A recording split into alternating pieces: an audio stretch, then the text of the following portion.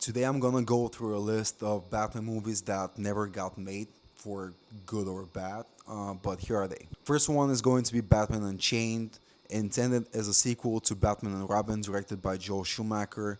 Planned to feature Scarecrow, potentially played by Nicolas Cage, and Harley Quinn as the villains.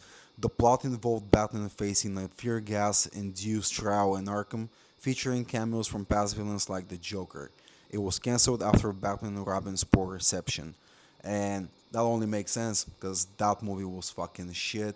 But I mean, it's still a fun watch to be honest. Like I've watched it like a couple years ago, and it's just a pure fucking entertainment. But it's not a good movie. Now I do like this one as an idea, but since I've seen Batman Forever and Batman and Robin, expectations very low. I don't think that was going to be a good movie. It was probably going to be in 10 years the fourth actor who was going to play Batman. And yeah, just I really don't know what to think of it as a plot. It sounds very interesting and very unique, but probably was going to be another shitty movie. Next one is going to be Batman Year One. In the early 2000s, Darren Aronofsky was set to direct a gritty, R-rated adaptation of Frank Miller's comic. The script drastically reimagined Bruce Wayne as a homeless youth who used a TW sign ring instead of a bat symbol. The studio ultimately chose the more traditional Batman Begins. Uh, it just makes sense. People were really not used to back then to see something that's more edgy and different take on a character, and I think this is why I'm not a huge fan of Batman Begins because it was very much stuck to the traditional Batman thing, and Chris Nolan did his best to pretty much just change stuff, and he'll pretty much like will come with excuses like, oh, this was like in this comic book and this was in that comic book. uh, so I kind of like it and I don't like it.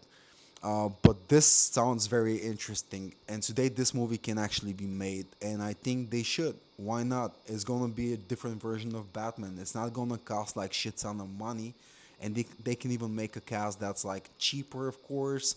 But I don't know. I just think that they always have to experiment in movies with different takes on the characters. Because, for example, look what they did with the Batman and the Dark Knight and a bunch of other movies like Joker. They were all very successful because they experimented and they were like very much inspired by comic books, but also distancing themselves like from them. Justice League Mortal. Director George Miller was weeks away from filming in 2008. The film was fully cast with Armie Hammer as Batman. It was cancelled due to the 2007-2008 Writers Guild strike and tax credit issue in Australia.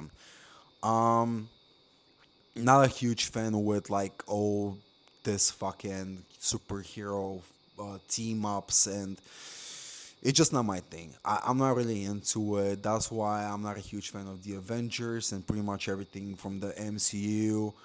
Justice League also fucked up huge time. Like DC fucked up the DCU with the Justice League and other team ups. I just don't think it really works. I'm all for individual stories, so I really have no opinion on this one.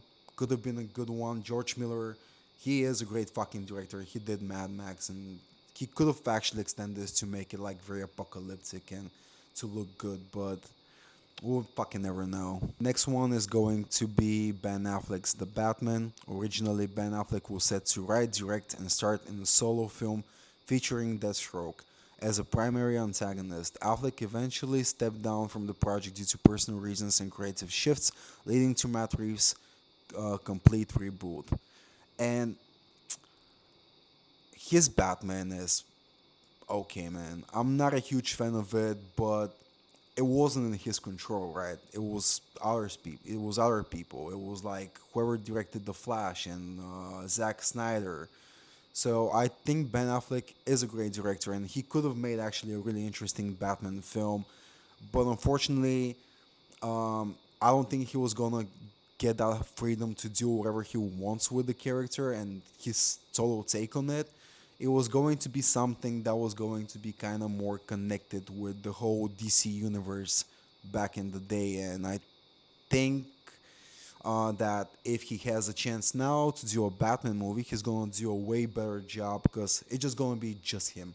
There's no fucking universes anymore except for the James Gunn, but they're doing their own fucking thing. Next, we have Batman Beyond. I'm a huge fucking Batman Beyond fan, by the way.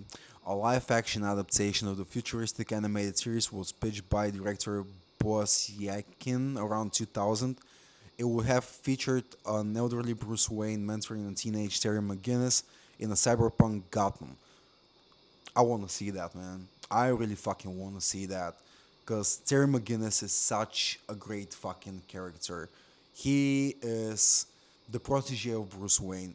Of course, they make him like to look very well in the animated series. Also, there is this one great episode in Justice League when he goes and visits Barbara Gordon, and she pretty much tells him like things that he doesn't know um, about Bruce and like what actually was the plan for them and how they were going to pretty much continue the whole Batman saga. It's just such a unique, it's such a great episode. But I really wish for a Batman Beyond movie. I think it's going to be great, and I think Cyberpunk is more popular than ever with the Cyberpunk video game and Blade Runner and all this shit. It's just going to be such a cool story, and it's definitely gonna fit like a young Batman in a very dystopian world. Next one is going to be Batman versus Superman. Long before the 2016 film, Peterson was developing a 2004 crossover script where retired Bruce Wayne and Clark Kent are forced back into action. The studio opted to prioritize individual reboots. Batman Begins and Superman Returns instead. I really don't know what to say here. Just another Batman Superman film. I I'm not a huge fan of this. I think this one really works well in comic books and animation because there's some really interesting stories with Batman and Superman, and really pretty much shows their contrast between both of the characters.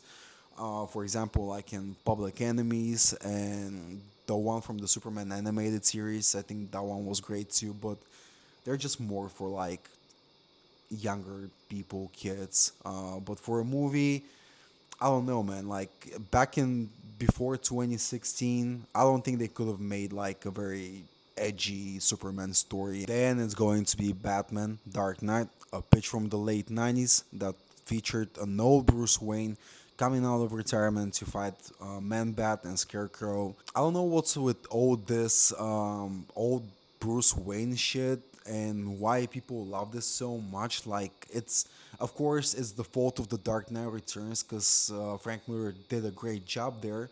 But I don't know why people don't want to see a prime fucking Batman in like his 30s and 40s, his peak, and then like kind of build up a bunch of movies and put him in the retirement and get him out of the retirement and finish the fucking story. Why should a movie start with the Batman being fucking old? These are just the ones that pop. I'm pretty sure there's like way more, because of course Hollywood is not gonna tell you about every fucking project. I'm pretty sure like daily they get like 20 Batman scripts. But anyway, which one of these you want to see in the theater, and I'll see you on the next one.